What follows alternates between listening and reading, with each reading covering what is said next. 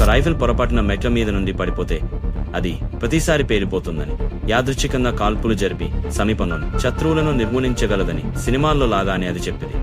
ఈ అపోహను పరీక్షించడానికి grand shooting range వద్ద ఒక మెట్లను ఏర్పాటు చేసి మెషిన్ గన్ యొక్క లైవ్ రౌండ్లను ఖాళీలతో భర్తీ చేశాడు.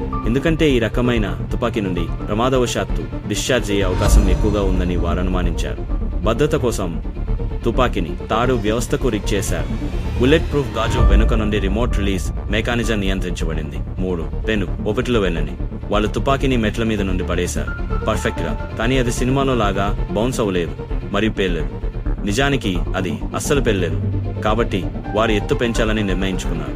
భౌతిక శాస్త్రం ప్రకారం పడిపోవడం ఎంత ఎక్కువగా ఉంటే ప్రభావం అంత బలంగా ఉంటుంది, అంటే ఫైరింగ్ పిన్ ట్రిగ్గర్ అయ్యే అవకాశం ఎక్కువగా ఉంటుంది.